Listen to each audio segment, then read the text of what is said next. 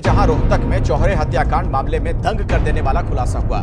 20 বছরের একটি ছেলে তার পুরো পরিবারকে হত্যা করে ফেলে, কারণ সে তার জেন্ডারকে চেঞ্জ করে তার বয়ফ্রেন্ডের সঙ্গে রিলেশনে যাবার জন্য 5 লাখ টাকা চেয়েছিল, আর তার বাবা তাকে এটা করার জন্য টাকা দেয়নি বলে। আগেকার সময়ে যে বয়সে মানুষ যুদ্ধে অংশগ্রহণ করত, আর এখন ওই বয়সের ছেলেরা নামর্দ হয়ে যাচ্ছে। যে বয়সে যুবকদের টেস্টোস্টেরন এনার্জিতে শরীর ভরপুর হওয়া উচিত, কিন্তু কেন ওই বয়সে যুবকরা এখন ওভার থিঙ্কিং, ডিপ্রেশন আর লো টেস্টোস্টেরনের শিকার হয়ে যাচ্ছে? কি কারণে এমনটা হচ্ছে, আর এগুলো থেকে কিভাবে বাঁচা যায়, সব জানবো এই ভিডিওটায়, তাই ভিডিওটি শেষ পর্যন্ত দেখুন।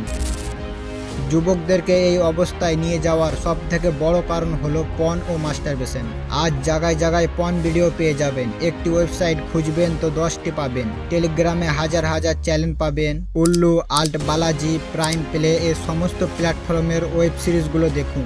যে দেশে ভাবিকে মায়ের নজরে দেখা হয়, আজ এই ওয়েব সিরিজগুলোর মাধ্যমে সেই ভাবিকে একজন চরিত্রহীন মহিলা হিসাবে দেখানো হচ্ছে, যে নিজের স্বামীকে ছাড়া প্রত্যেকটি পুরুষের সঙ্গে জড়িত থাকে। এই সমস্ত ওয়েব সিরিজগুলোর কারণে রেপ কেসও বেড়েই চলেছে, কারণ এমন অশ্লীল ভিডিও যারা দেখে তারা প্রত্যেকটি মহিলাকে এমন অশ্লীল ভিডিওর মহিলাদের মতোই ভাবে। তাই এই সমস্ত ভিডিওগুলি থেকে আপনাকে দূরে থাকতে হবে। আপনাকে ওই সমস্ত YouTube channel, Facebook page, Instagram পেজকে ব্লক করে দিতে হবে, যে পেজগুলোতে এই সমস্ত ভিডিওগুলির লিঙ্ক দেওয়া থাকে।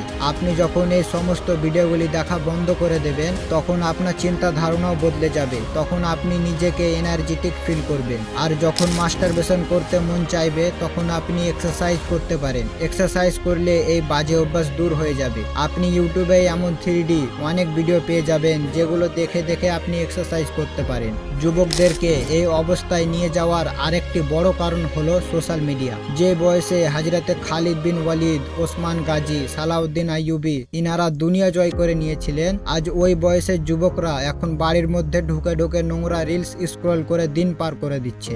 এই সোশ্যাল মিডিয়ার কারণে আমাদের ক্ষতি তো অনেক হচ্ছে, কিন্তু সব থেকে বড় যে ক্ষতিটা হচ্ছে সেটা হলো আমাদের সময়ের। সোশ্যাল মিডিয়ার কারণে আমাদের সময় বরবাদ হয়ে যাচ্ছে, আর আমরা বুঝতেও পারছি না। ভাবছি একটু রিলস দেখি, তারপর কাজটি করব, কিন্তু ওই একটুটা কখন 1 থেকে 2 ঘন্টা হয়ে যাচ্ছে, তবুও আমরা বুঝতে পারছি না। আর এগুলোর কারণে রাত্রে ভালো ঘুম আসছে না, লো এনার্জি, ওভার থিঙ্কিং, ডিপ্রেশনের শিকার হয়ে যাচ্ছি। তাই আমাদেরকে সোশ্যাল মিডিয়া ইউজ কম করতে হবে। বাড়ি থেকে বাইরে যান, বন্ধুদের সঙ্গে মজা করুন, ঘোরাঘুরি করুন, ফিজিক্যাল অ্যাক্টিভিটি করুন। এগুলো করলে আপনার মস্তিষ্ক ও শরীর সুস্থ থাকবে।